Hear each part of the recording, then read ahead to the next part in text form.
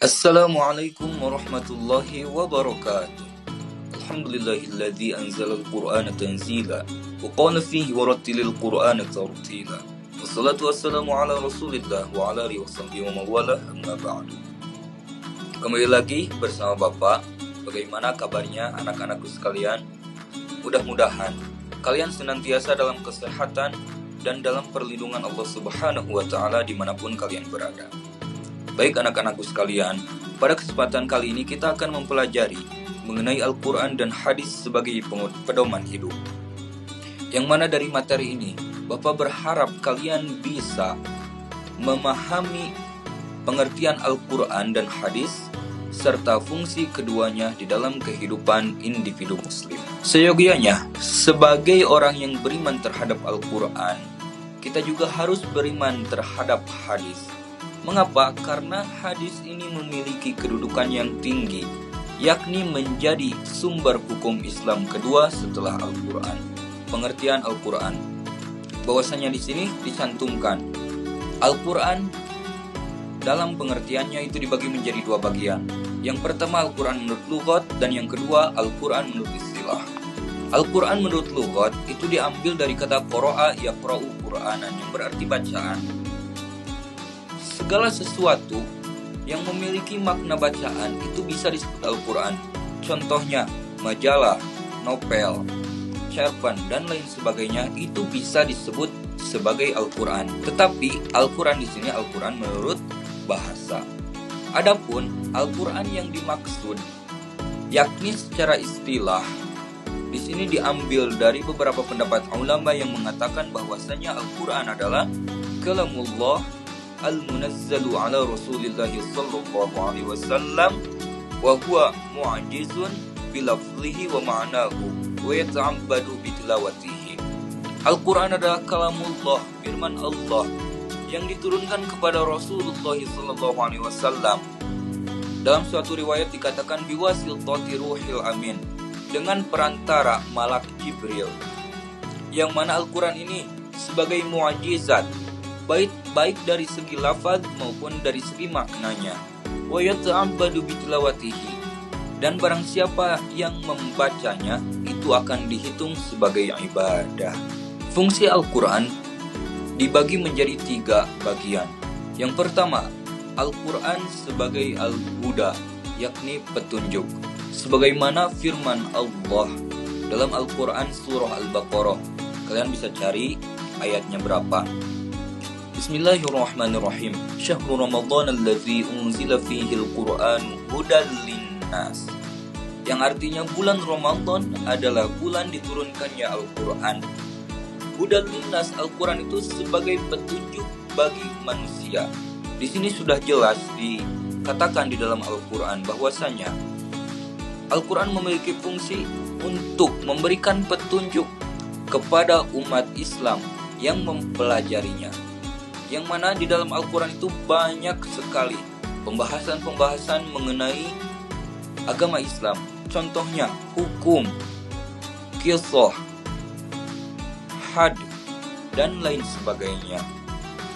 Yang kedua, Al-Quran itu sebagai Al-Furqan. Di dalam surah Al-Baqarah yang tadi dibaca, dalam ayat selanjutnya, hudal linnasi wa bayyinatin minal huda wal furqan. Yang artinya Al-Quran ini memiliki pembeda antara hak dan batil. Al-Quran bisa membedakan antara mana yang hak dan mana yang batil. Contoh, di dalam Al-Quran dikatakan hurimat alaikumul maitatu, diharamkan kepada kalian bangkai.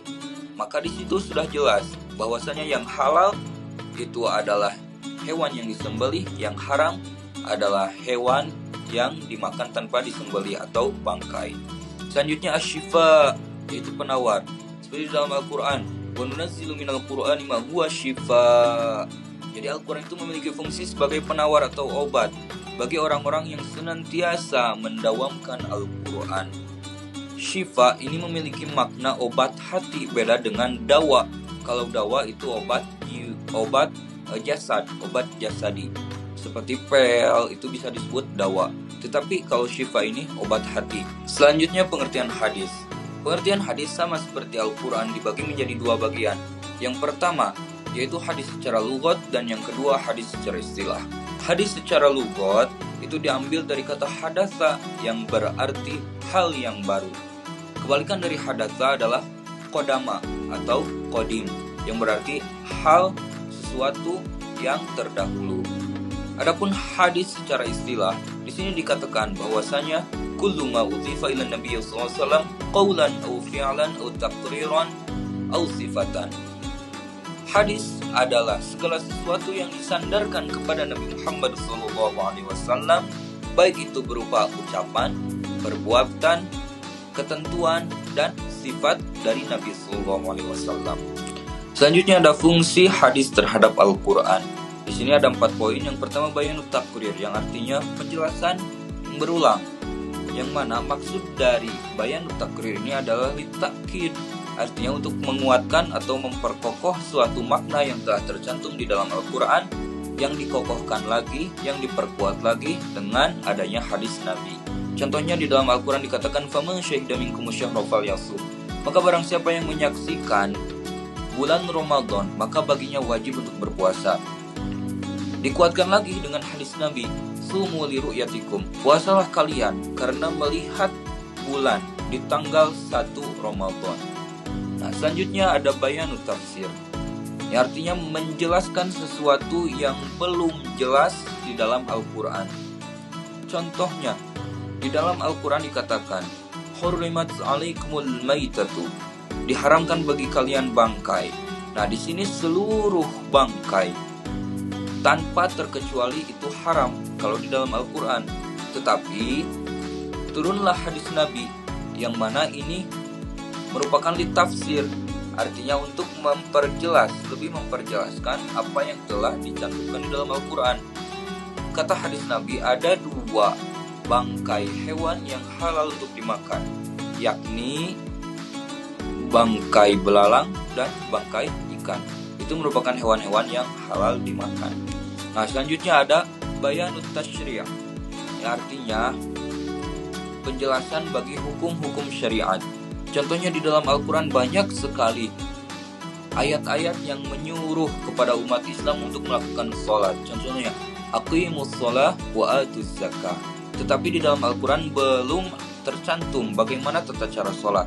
Makanya Nabi Muhammad SAW bersabda, yang bersabda, sallu kama ra'aitumuni usalli, salatlah kalian sebagaimana aku salat. Nah, di sini merupakan penjelasan bagi Al-Quran yang mana belum dilengkapi dengan tata cara salatnya. Nah, selanjutnya itu ada bayanut nasakh, yang artinya penjelasan nasakh, artinya salinan, yang mana nasakh ini merupakan hukum yang terdahulu itu disalin dengan hukum yang baru atau dihapus dengan hukum yang baru. Contohnya di dalam Al-Quran itu ada ketentuan tentang zakat pertanian, yang mana ini diperjelas lagi oleh Nabi atau dinasakh oleh Nabi bahwasanya laisa fi maduna khamsatin aw sukin shadaqatan, tidak ada kewajiban zakat dari hasil pertanian yang kurang dari 5 wasak.